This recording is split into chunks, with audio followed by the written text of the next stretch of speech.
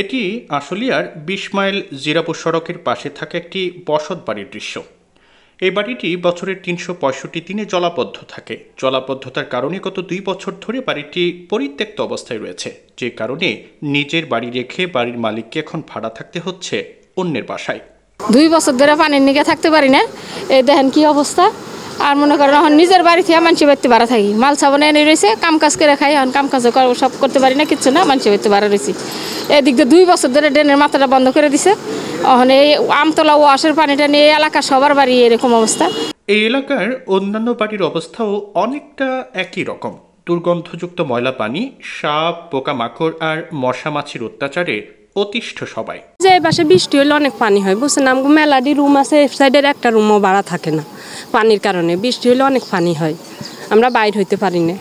অনেক সমস্যা, টয়লেট ব্যবহার করতে পারি না, তারপর আবার টিউবওয়েল ব্যবহার করতে পারি না পানির কারণে। ওইদিকে বেশি পানি উঠলে এদিকে ইদিয়া এসে পড়তেছে, বাথরুম টাথরুম দেখা যায় উপরের দিকে উঠা যায়, এরকম হয়। এটি ২০ মাইল জিরাবো মূল সড়কের একটি চিত্র। সড়কের উপর দিয়ে প্রবাহিত হচ্ছে ময়লা, দুর্গন্ধযুক্ত পানি। ব্যস্ত এই সড়কটি দিয়ে স্কুল কলেজের শিক্ষার্থী সহ হাজার হাজার মানুষ চলাচল করেন প্রায় প্রতিদিনই। সড়কের এই অংশে কেউ না কেউ দুর্ঘটনার শিকার হচ্ছেন।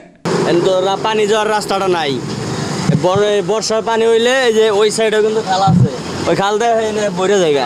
এই যে এখানে মাটি ফেলানোর পর থেকে এই জায়গায় কয়েকবার করে করা হয়েছে, তারপরে যখন একটু বৃষ্টি হয় পানি উঠে রাস্তা ভেঙে যায়। আর এমন অবস্থা হয় ভাই, এইটুকু জায়গার ভিতরে 1 থেকে 1.5 ঘন্টা বসে থাকতে হয়। মানুষ মেয়ে ছেড়ে যাবে, অফিসে যাবে, গার্মেন্টসে যাবে, গরিব মানুষ কাম কাজ করে যেতে পারে না। এই স্কুলে এই পর্যন্ত যাম।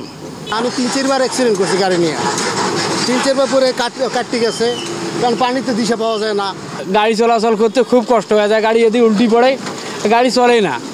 এলাকাবাসী বলছেন, সড়কের নিচ দিয়ে যাওয়া একমাত্র খাল বা ড্রেনটি বন্ধ করে দেওয়ার পর থেকেই এই ভোগান্তির শুরু।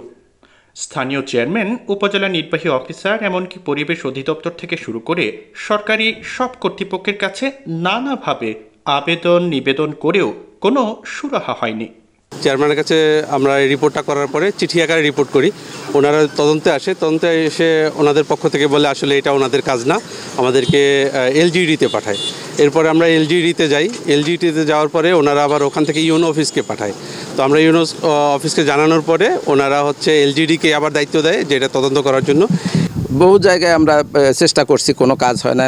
চেয়ারম্যান মেম্বার যথেষ্ট এলাকার মানুষ নিয়ে আমরা করছি, কিন্তু কোনো কাজে আসে না। এই অবস্থায় সংশ্লিষ্ট কর্তৃপক্ষের কাছে ভুক্তভোগী এলাকাবাসী সহ পথচারী সাধারণ মানুষের একটাই চাওয়া, খাল বা ড্রেনটি উন্মুক্ত করে অতি দ্রুত যেন জনদুর্ভোগ লাঘবে ব্যবস্থা নেওয়া হয়।